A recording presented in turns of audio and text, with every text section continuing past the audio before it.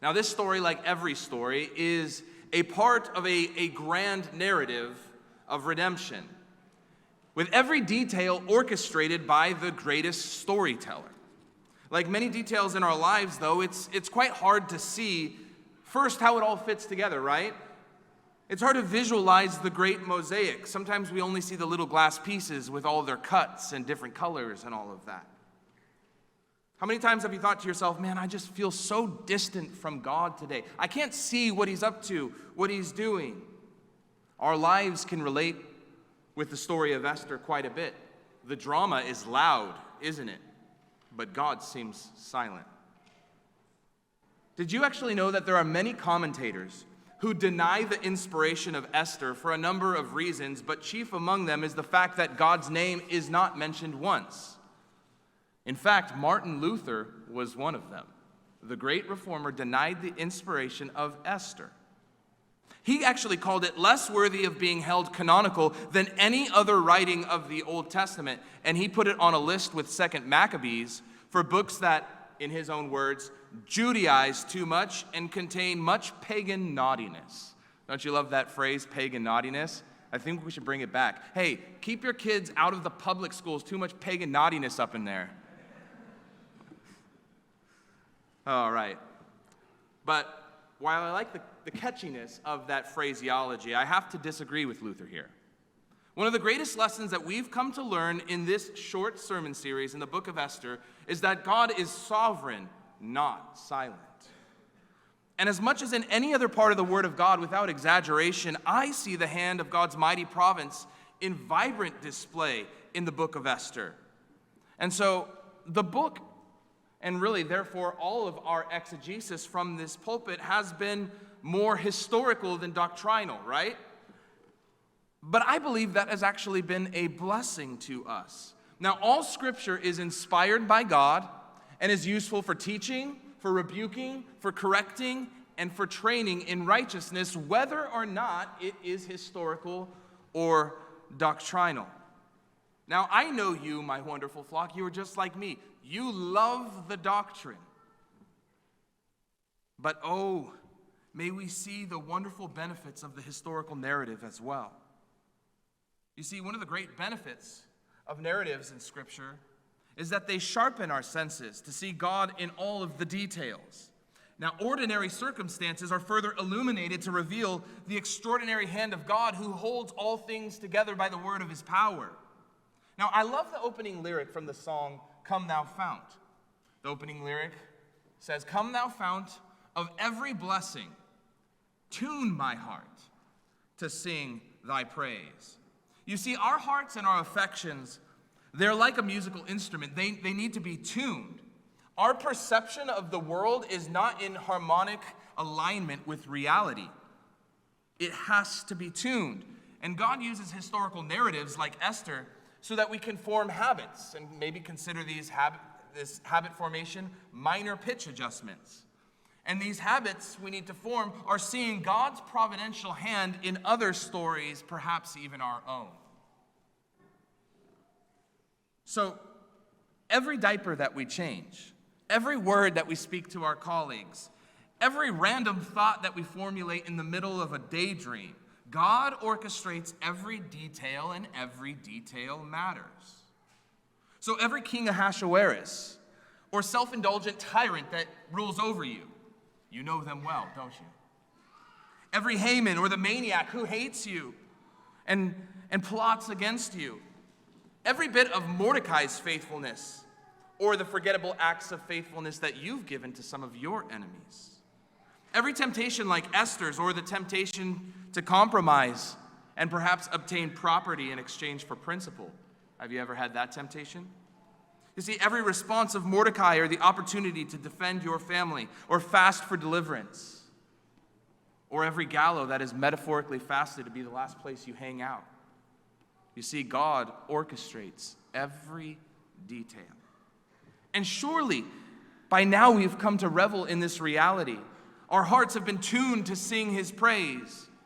Yes, God opens the eyes of our heads every morning when we wake up, but may he open the eyes of our hearts to see him everywhere. And in Esther, we can clearly see that God places the right people in the right place at the right time to accomplish his purposes. Now, let me point out, by way of review, this concept. In Esther 1, we learned about the Persian king who put on the banquet of banquets, the high life, right? A 180-day glory fest to parade the splendor and pomp of his greatness. Now, this glutton king, he released a tirade of tyrannies, but there was one person at the right time who was willing to stand up against him, Queen Vashti, and she refused to be made a spectacle for the salacious swarm of drunken princes. So the king, he cast her aside. And in Esther 2, he asks for another person, another queen. And in the right place at the right time, Mordecai steps in like a dimwit and says, well, I have a cousin who is like a daughter to me. Why don't you take her? That's not a very righteous thing to offer your daughter. So Esther is presented and wins over the favor of the king, but Mordecai is placed at the gate. And just at the right time, he happens to overhear a plot to injure and harm the king. Mordecai reports the plot to the right person, Esther, who tells the right person, the king. And these men are quickly taken care of, and Mordecai's faithfulness is written down in a book and read by the king several months later, of course, at the right time. Now, are you starting to see the mosaic, how it's forming? In Esther 3, in the right place at the right time, of course, we bump into an emotional sissy boy named Haman, who overreacts to Mordecai's unwillingness to bow to him. And like a true beta, Haman devises a plan to annihilate all of the Jews because he just can't handle Mordecai. In Esther 4, Mordecai convinces Esther that she should use her position or her place, the right place, to spare her people. And Esther, she approaches the king and asks to be if she could put on a banquet for Haman and for him. But she waited for the right place and the right time to make her request known to the king.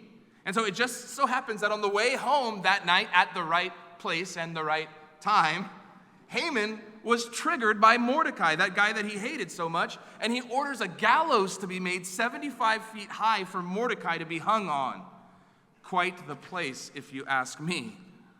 Now, Mordecai in Esther 6, at the right place at the right time, if you remember, King Ahasuerus has a dream about Mordecai saving him and remembers at the right time that he should honor Mordecai.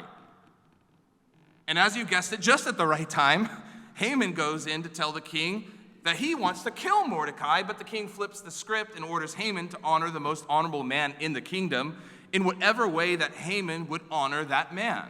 And so Haman, he comes up with the grand idea to honor himself, only to be redirected to honor the right person who was in the right place at the right time, standing right there, Mordecai, my pal. Is the mosaic starting to come together? Is this more than just a simple story? In Esther 7, Haman spends his day parading Mordecai with the king's robes and the king's horse around the city, proclaiming, "Thus shall it be done to the man whom the king delights to honor." And then to top off the evening, Haman is brought to the second banquet with the king, and here Esther reveals Haman's plot to kill King Mordecai. And King Ahasuerus, he's enraged. He pulls a Psalm 23 for Mordecai by making a table for him in the presence of his enemies. Only the table is sitting under the 75-foot gallows made for Mordecai with Haman, the right person at the right place at the right time, hanging from them. See, God's timing is impeccable. It's perfect. His total control is manifestly to be seen. God tethers the devices of evil men and tests his people to produce character and hope, and then triumphs by using the most ordinary details to bring out the most extraordinary results.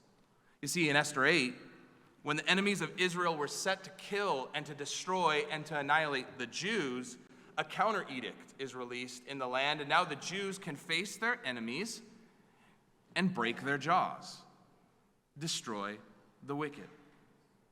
Not only that, but they can be glad and joyful about doing it at the very same time. Does that type of language unsettle you in any way? If I'm honest, it does to me. Yet I have to consistently ask myself why. Is it really okay to rejoice in the destruction of our enemies? The end of Esther 8, it sounds a lot like Psalm 109, which depicts David crying out to God about the enemies that are plotting against him. Look what David says in verse 17, talking about his enemies. He loved to curse. Well, let curses come upon him. He did not delight in my blessing. May it be far from him. He clothed himself with cursing as his coat. Well, may it soak into his body like water, like oil into his bones. May it be like a garment that he wraps around him, like a belt that he puts on every day. May this be the reward of my accusers from the Lord, of those who speak evil against my life. Whoa, David, just chill for a second. Did you catch that phrase right there in the middle? He clothed himself with cursing as a coat. Well, may it soak into his body like water, into his bones like oil. The imagination that it takes, the frustration that it takes to write that lyric, is that uncomfortable? See, many people might be uncomfortable with Esther chapter 8 and the language David uses in Psalm 109. But what we need to do is we need to ensure that we are holding proper classifications, proper distinctions, proper categories when we are reading the stories in our Bibles and exegeting the culture around us. If we can't speak how the Bible directs us to speak, then we might need some tuning, some reorientation. You see, there is quite a distinction, and this is very important to understand before we hop into Esther 9, because Esther 9 won't make sense to us unless we have proper categories. There's a difference between revenge and retribution, okay? The Bible does prohibit revenge, but retribution, it does not. Retribution, simply stated, is getting what you give. So the law of retribution, which is also called the law of retaliation, or lex talionis, and some motorcycle gangs have taken on that Latin name, but all they're talking about is the law of retaliation. It was actually a part of the Mosaic legislature, which was given to Israel in the Old Testament. And retribution was actually one of the cornerstones of the Israeli penal code. According to the law of retribution, any punishment was required to be proportional to the crime. So when we talk about biblical justice, we're talking about the law of retribution. It's based off of scales and measures, and there is balance to it. And this principle is founded on the concept of an eye for an eye and a tooth for a tooth, as proclaimed in Exodus and Leviticus and Deuteronomy. So Jesus, he reminded his hearers of this principle, and he said it was never intended to encourage revenge, which is to stake a claim of punishment for an individual based upon a zeal for righteousness.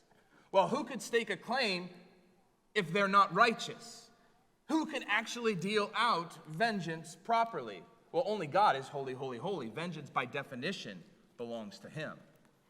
Retribution, on the other hand, though, was a principle governing judgment to be applied by the judges in Israel.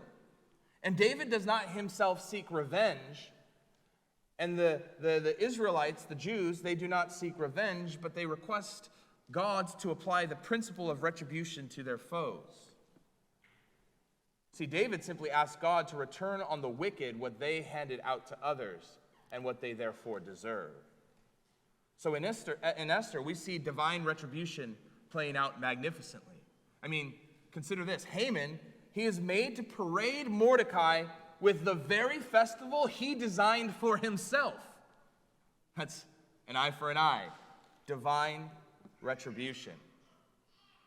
Haman is made to hang on the very same gallows he sinfully designed to hang Mordecai. Divine retribution. And this is why we can trust our divine judge, who righteously rules by the law and reigns above all things. He providentially brings about true justice far better than we can do ourselves, and he does it in real time. He does it in the stories. So the libs, who can't even answer what is a woman, are being forced to actually defend women's rights in the light of the overturning of Roe versus Wade. Divine retribution. The progressives who are transing the kids in order to help them find their true self to prevent suicide are watching as their progeny are more lost than ever before. They have no sense of self-identity, and they're committing suicide at far higher rates. Divine retribution. You see, we live in an upside-down world where divine retribution is handed out, and we're not seeing it. C.S. Lewis, he astutely points out in his book, The Abolition of Man, which talks about the end of the progressive plan, which is what he calls post-humanism. And look at what he says. It's fantastic. He says, in a sort of ghastly simplicity, we remove the organ and demand the function. We make men without chests and expect of them virtue and enterprise. We laugh at honor and are shocked to find traitors in our midst. We castrate and bid the geldings be fruitful. So you want a functioning society? Well, don't remove its heartbeat, the church. You want virtue and enterprise? Don't feminize the men. You want faithfulness? Don't laugh at honor. You want fruitfulness? Don't castrate your children. God will not be mocked. He will make the wicked to fall by their own devices, and he will do it in real time for all to see. And time again, we have seen the twisted schemes of the enemy only serve to further destroy them. Proverbs 15:11 says, the righteousness of the blameless keeps his way straight, but the wicked falls by his own wickedness. Proverbs 13:22 says, a good man leaves an inheritance to his children's children, but the sinner's wealth is laid up for the righteous. This is the economy of justice for Yahweh. This is the backdrop for Esther 9. Divine retribution is coming. Now, that was a long intro, but I felt like it was necessary. So here we go. Verse 1. All right. So here's the reality. We're heading for a quick ending. Because in fact, the entire climax of the story happens in the very first verse. The writer of Esther, he actually uses some rhetorical style to highlight the building of the narrative. Verse 1, it contains 5 stacking clauses, all meant to give us a sense to the reader just of how bad things are for the Jews. Look at this, the first clause. Now, in the 12th month, which is the month of Adar, on the 13th day of the same, when the king's command and edict were about to be carried out, on the very day of the Jews hoped to gain mastery over them, what happened? The reverse occurred. This is how the Lord of the cosmos loves to operate. He is the God of great reversals. What happened when the people united in sin in Genesis to build a tower that reached God? A great reversal happened. What happened when the Israelites were trekking through the muddy floor of the Red Sea, knowing that they were being chased by a mighty legion of warriors in chariots? A great reversal happened. What happened when a city was so lost that one of God's prophets tried to run away from it? A great reversal happened. What happened when a tiny shepherd boy, armed with a sling and a few stones and no chance of victory at all, stood face to kneecap with a man? A great reversal happened. And what happened when the creator of the world was locked away in the world for 3 days? The great reversal happened. And we know that for those who love God, all things work together for good. Do we actually believe that? Or is that just a pep talk verse that we write on a post-it note and put it on our mirrors? When things are bad, do we recognize that we have a God of great reversals who works all things together for good? Perhaps you don't see the whole story. Perhaps you're stuck in the middle of Esther. But oh, thank God for verse 1. You see, at the very last moment, when all of our freedoms are lost, which seems to come at the very long, drawn-out stroll through the valley of the shadow of death, on the day that you would least expect it, when all of the evil devices of your governor and enemies seem to come knocking at your door, when all that you have is questions without answer, stacked clause upon clause upon clause upon clause, God is the God of great reversals. And he's revealed in that reversal that he's been there the entire time. See, to me, the three words in verse 1 actually seem anticlimactic in a sense. If all this literary ingenuity of the author, if that is all the ingenuity that he can offer, then why the 5-clause buildup at the beginning? Or why spend all of this time in Esther 1 through 8 to give us all of these details? To drive it home with the phrase, the reverse occurred. But I don't believe that this was an accident. I believe that the author was presupposing this reality. He knew that the readers knew it, in essence. He seems to suggest that the story was over even before it began. Now, how could the author be so sure, so secure in the ending? Well, we got a glimpse of his confidence. Do you remember back in Esther chapter 4 with that breathtaking statement from Mordecai in response to Esther's apprehension to talk to the king on behalf of the Jews?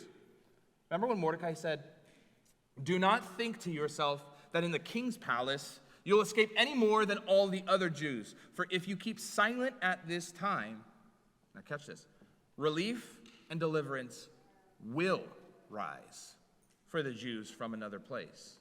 But you and your father's house will perish, and who knows whether you have not come to the kingdom for such a time as this." Now, this statement in Esther chapter 4, when I connect it and relate it to the statement made in Esther chapter 9, it honestly leaves me wondering if Mordecai perhaps was the author of the book of Esther. And I know while that's pure speculation, it is interesting that their concept and their confidence seems to secure them in the midst of trial. Because they know that at the end of the story, it's already been written. And how can they be so secure?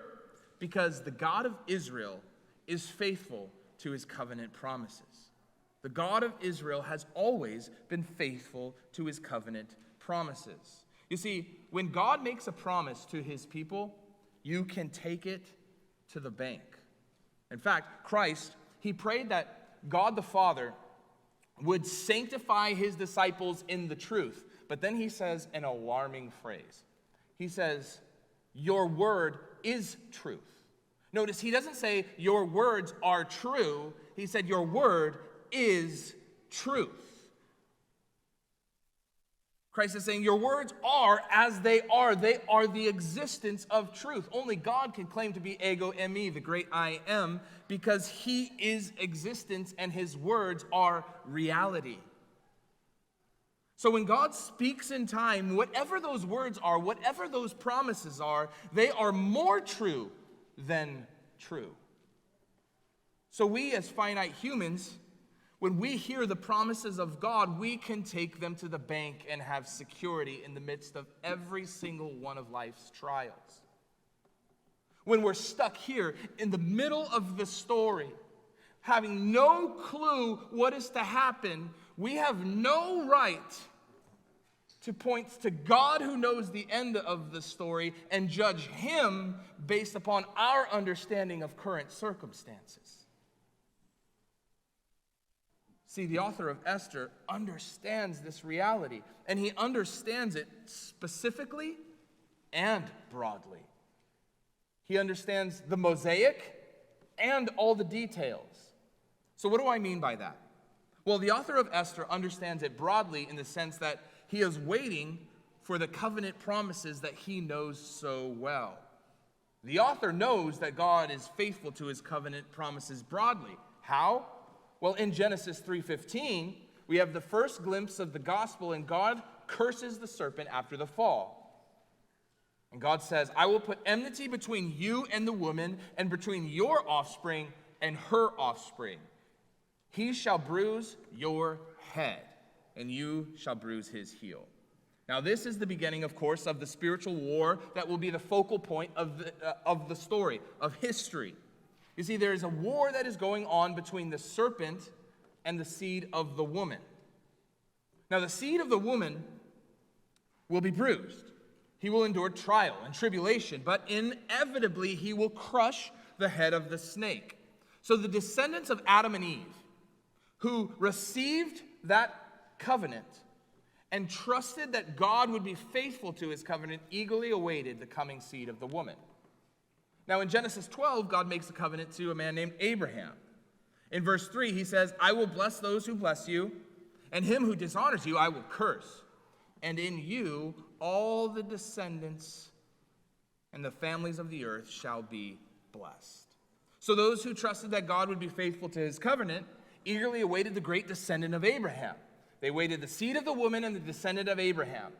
And then in 2 Samuel 7, God made a covenant with King David. And in verse 12, he says, when your days are fulfilled and you lay down with your fathers, I will raise up your offspring after you, and you shall come, and who shall come from your body, and I will establish his kingdom. He shall build a house for my name, and I will establish the throne of his kingdom forever. So Yahweh promised that one of David's offspring would be the established, the one on his throne. So those who trusted that God would be faithful to his covenant eagerly awaited David's offspring, the coming of the King of Kings. So they awaited for the seed of the woman, the descendant of Abraham, and the offspring of King David. Now David, he was the last son of Jesse. And the first son of Jesse was named Eliah. Eliah's daughter was Abigail, and Abigail's daughter, Esther. Esther was a member of the great oak tree of Jesse's family, and her great uncle, King David, who received the very promise of God that a rod of Jesse would free the people from Satan's tyranny. We sing that at Christmas. So does the whole world. I wish they believed it. Here is what I find so incredible about the author of Esther's confidence. In Esther 9:1, if Esther 9:1, these three words, if they did not happen, if the reverse occurred, was not in this verse at all, then God is a liar. God's a liar. The promised seed of the woman was a lie. The promised descendant of Abraham was a lie. The promised offspring of David was a lie. But on that day, the 13th day of the 12th month, which is Adar, the reverse occurred. While the saints of old eagerly awaited the Lion of the tribe of Judah, the great king whose throne would never end, the single son of Abraham who would gather his people more numerous than the stars in the sky and the sand on the seashore, while they waited for him, we know him. His name is Christ Jesus, the Son of God. And this is what I mean by God being faithful to his covenants broadly. The author knew that, but he was faithful specifically. Because if you remember in Exodus chapter 17, we discover that the Amalekites, they were the first nation who tried to destroy the Israelites. Now don't go trying to destroy God's children. That's not a very good thing to do. And God responded with a peculiar statement. It sounds a lot like a father who says, that is a promise, not a threat. He says in verse 14 of Exodus 17 to Moses, write this as a memorial in a book and recite it in the ears of Joshua, that I will utterly blot out the memory of Amalek from under heaven. That signed, sealed, and delivered promise of God was actually then turned into a commandment in Deuteronomy 25. Look at what it says. Remember what Amalek did to you on the way as you came out of Egypt, how he attacked you on the way when you were faint and you were weary, and he cut off your tail, those who were lagging before you, and he did not fear God. Therefore, when the Lord your God has given you rest from all of your enemies around you, in the land that the Lord your God is giving for you as an inheritance to possess, you Now, in Exodus 17, he said, I will blot them out, and he turns it into a command and says, you shall blot out the memory of Amalek from under heaven. You shall not forget. So it is a promise secured in a commandment. What God did is he declared a holy war on the people of Amalek through the people of God. And he spoke to the prophet Samuel, who anointed Saul as the king over Israel, and instructed him to devote the Amalekites to destruction, because that was what was promised and what was commanded. And it was to be a comprehensive, all-out destruction. Men, women, children, infants, ox, sheep, camels, donkeys, everything. Take it all. Yet Saul, in his disobedience, preserved a man named Agag. Remember, Haman was an Agagite. And he preserved the best of his belongings. Partial obedience is disobedience every time. Pastor Zach told us that a couple weeks back. Children, remember that. Parents, teach it to them. Remember it in your discipline. Partial obedience is disobedience every time. And God said this to Saul's disobedience in 1 Samuel 15. I regret that I made Saul king, for he has turned back from following me, and he has not performed my commandments. What I find interesting is that God made a promise in Exodus 17 using the language, I will blot out. He turned it into a command in Deuteronomy 25 saying, you will blot out. And of course, the people, and Saul specifically, they disobeyed God. Nevertheless, the fact always remains true. God is faithful to his covenant promises. So when the author of Esther comes to the point of the story where things aren't looking so good in the covenantal framework of things, oh man, the seed of the woman's at risk, the descendant of Abraham's at risk, he remembered the promises and knew exactly what to do. He was sure. And in verse 2 through 10 of chapter 9, we get all of the details of this great reversal. And in one sense, it was a great reversal in the fact that the Jews were now permitted to destroy and annihilate all of their enemies, just as their enemies had planned to do to them. Yes, that's a reversal. And then in another sense, it's also the reversal of Saul's failures, right? This whole campaign against Agag that failed in Samuel's time, in Saul's time, was being reversed.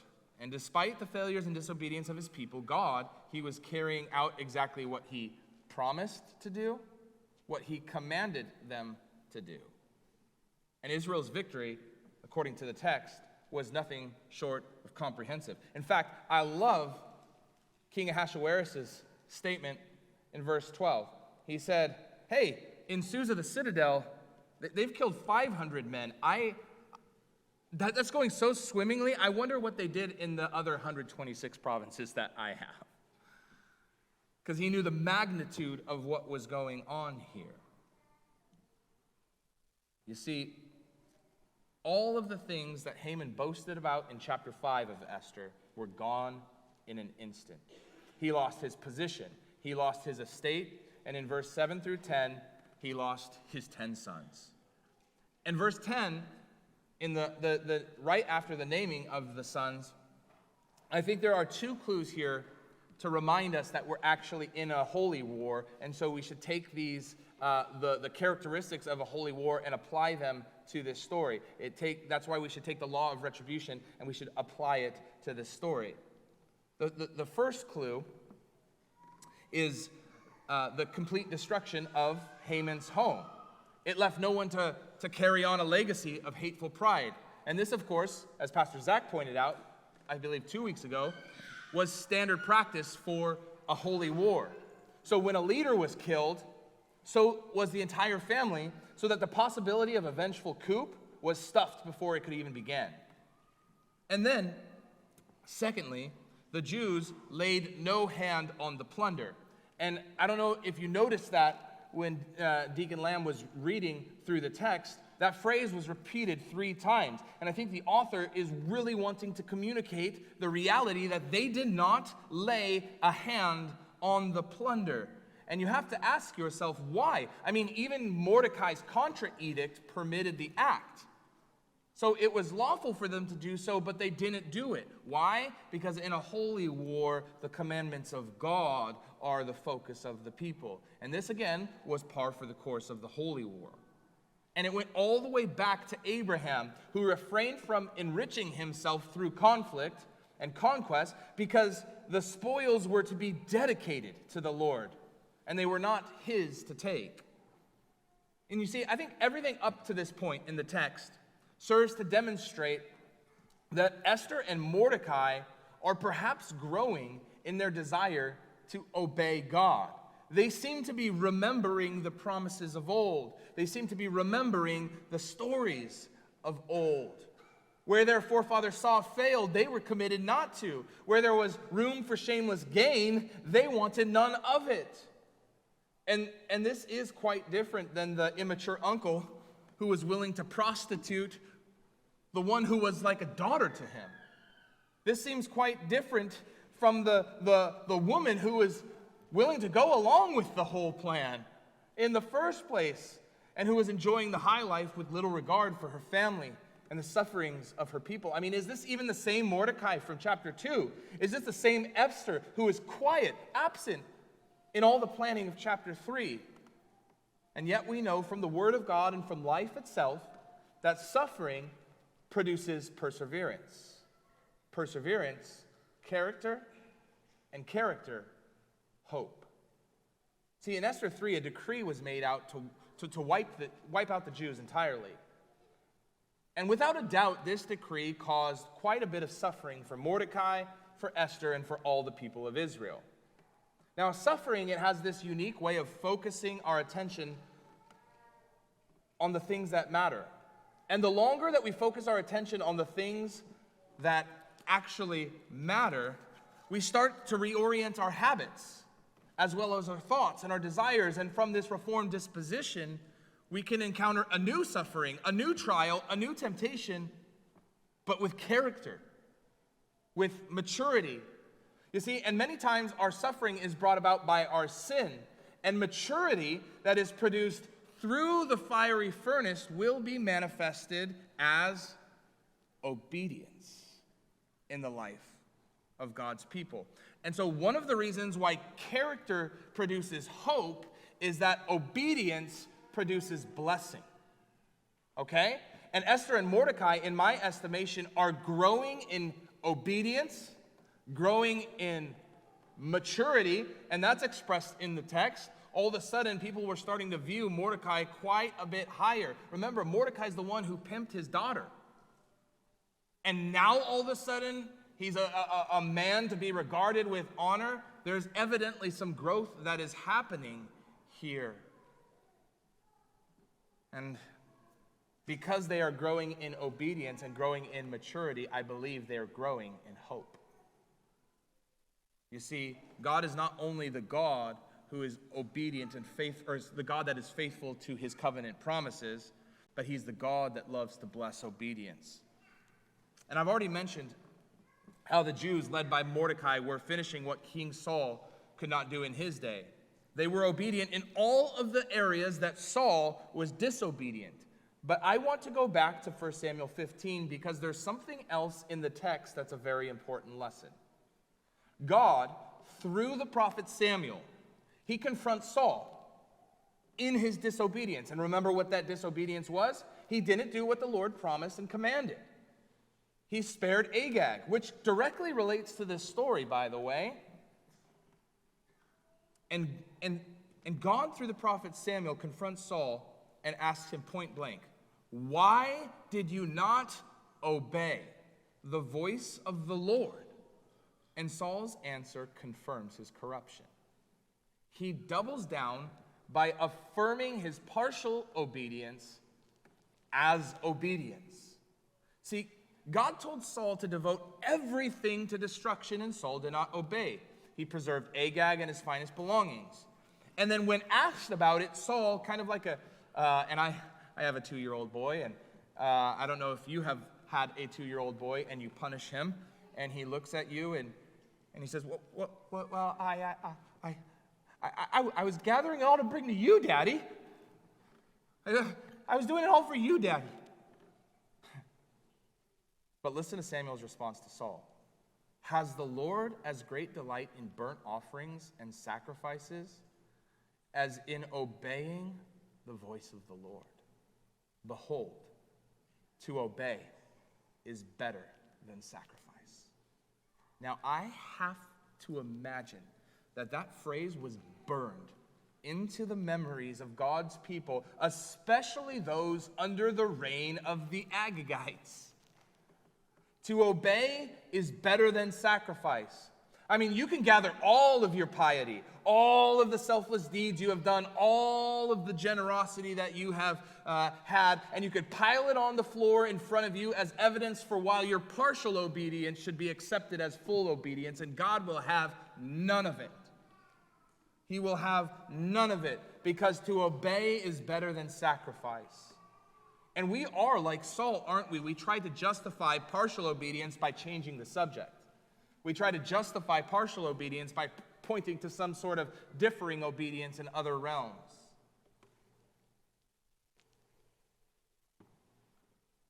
And I think this temptation is present before Esther in a very real way here in Esther 9 as well. See, because Esther comes before the king in verse 12, and he seems, as I stated earlier, to delight in the outcome of this holy war, so much so that he offers Esther another request. Now, offering Esther requests has always been the sign of his approval of her. Each offer, though, had within it the potential to compromise. Esther, in the first offer, could have taken up to half of his kingdom. She could have split it off for the preservation of the Jews and washed her hands clean of the matter. But thankfully, her principles didn't have a price. And now, when presented for the third time an opportunity to compromise, to walk in the way of Saul and finish the holy war on her terms instead of God's, she presses on in obedience and requests a one-day extension of the legalized annihilation of her enemies. Now, I read several commentators this week who felt as if Esther's request for a second day of killing was bloodthirsty extremism. And respectfully, I disagree. See, total destruction was promised by God. And God is the God of faithfulness to his covenants and his promises. If anything less than total destruction happens, then God is a liar. So that's not an option for me. But it was also commanded by God. And God blesses obedience. And indeed, the total destruction was blessed by God. In fact, many scholars believe that Jesus was actually celebrating the Feast of Purim in John chapter 5. It's an unnamed feast, but if you follow the Jewish calendar, it's the only one that seems to line up. And it's a feast that celebrates the destruction, the total destruction of those who hated the Jews. So now, yes, this is a story. The book of Esther has been a story full of moral ambiguity. That does not, however, permit us to not have an explanation for what is going on here. In my opinion, Esther's continuity of the counter edict was because she understood that to obey was better than sacrifice. She understood that God loves to bless obedience, and as she was growing in her desire to obey God, she was growing in her maturity, she made a reasonable request to the king. Now, for some reason, and honestly, I don't quite understand fully why, this statement, God blesses obedience, is uncomfortable for Christians today. Have you noticed that in your conversations with people? I mean, Christ can step in front of a crowd, like he did in Luke chapter 11, and this crowd being full of the elect and full of reprobates, and he could say to them all, "Blessed are those who hear the word of God and keep it." And for some reason, some people are still uncomfortable with that language. Have you ever wondered why? Well, if I'm going to give the full benefit of the doubt, I think their aim is to counter the Roman Catholic soteriology, which proclaims that we're saved by faith plus works, right? So to try to counter that error, they put a stake in the ground and say, see, our ultimate blessing comes from faith and not from works. And I do appreciate that reflex. But I think it misses the mark, because blessings for obedience are not necessarily tied to soteriology alone. Hear that. Blessings for obedience are not necessarily tied to soteriology alone. They're not tied to saving faith alone. There is a reality in which outward obedience does produce blessings now. And even in a covenantal framework, this is true. Now, a covenant is agreement between two or more persons. And covenants with God and man, the parties, have precepts that must be followed.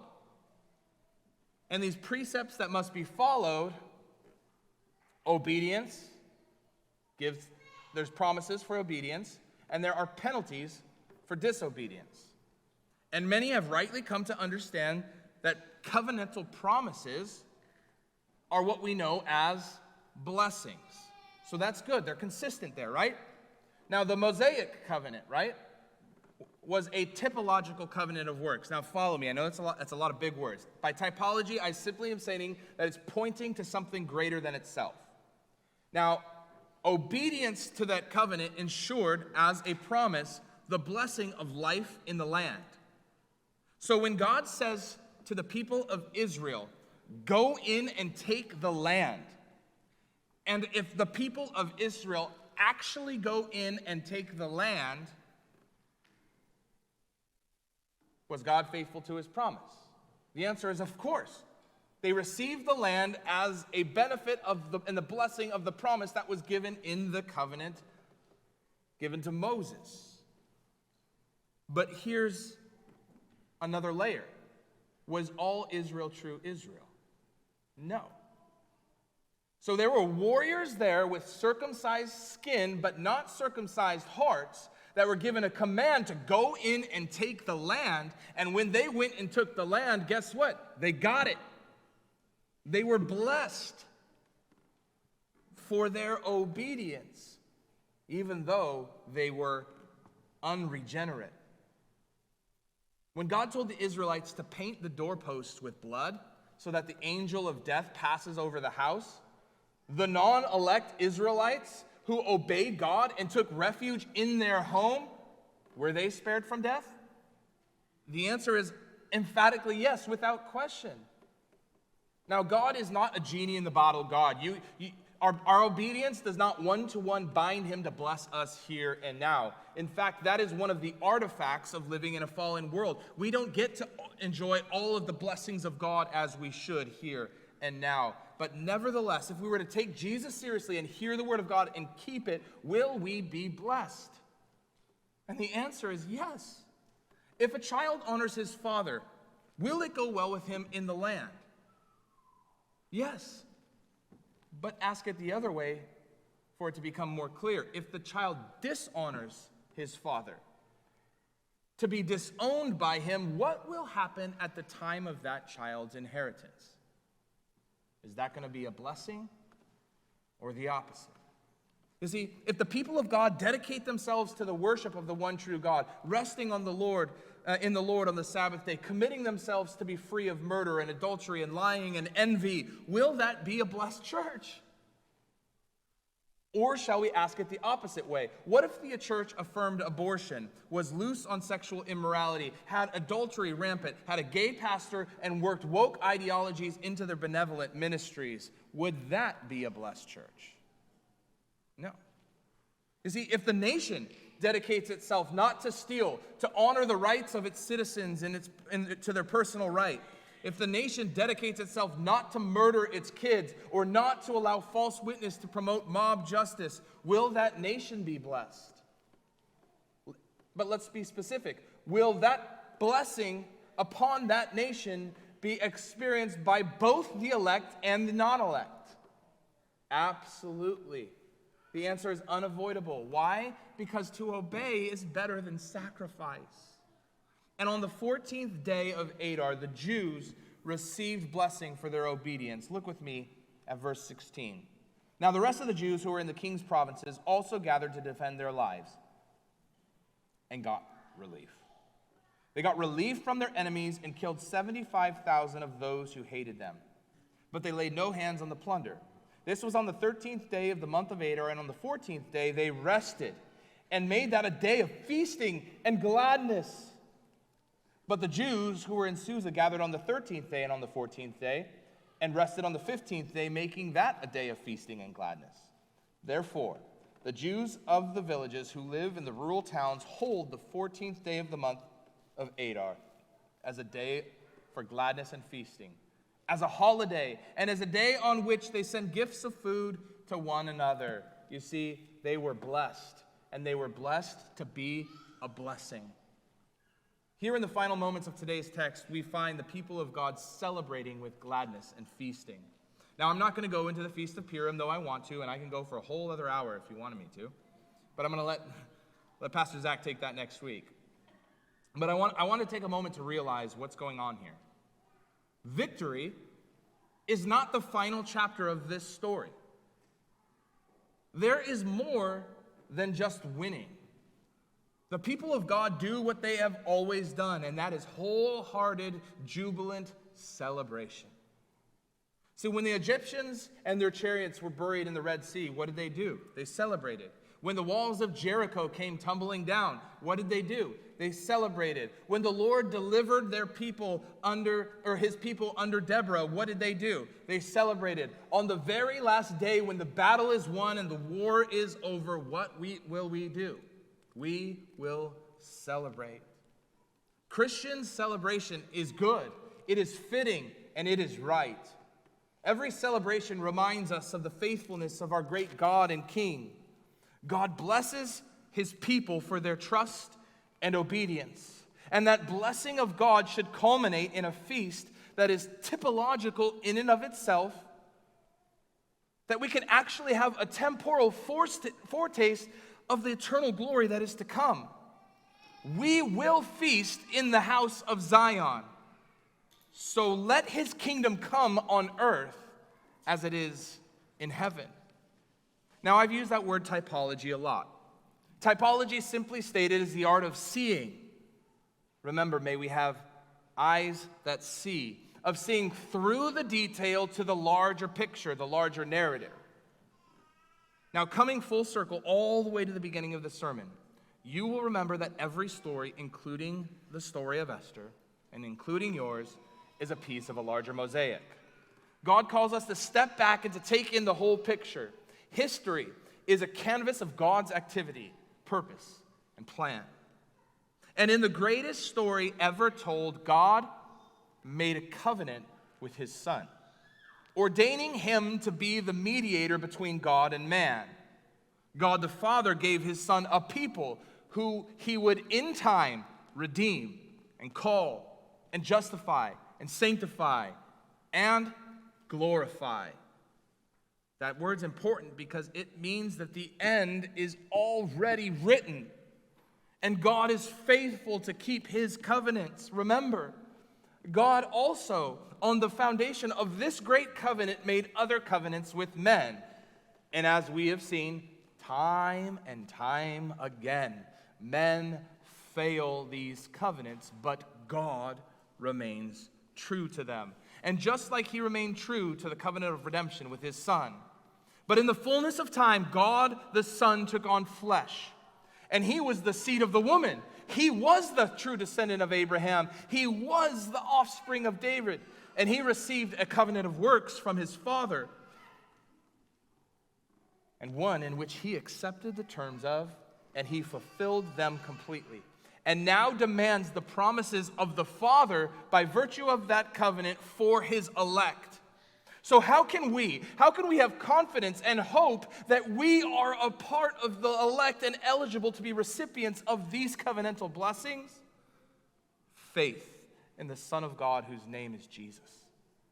And this faith anchors you in hope, not because of the strength of the faith itself, but the object of the faith being its strength, so that when you're stuck in the middle of the story, unable to see through the fog, where trial and temptation is all around you, you can have a sure confidence, just like the author of Esther, knowing that in the end it is guaranteed. We can be obedient with no strings attached and celebrate the blessings of God that remind us that eternity awaits us. So while we are here in the midst of life itself, as obedient soldiers grounded in confidence by our covenant-keeping God, let us fight, let us laugh, and let us feast.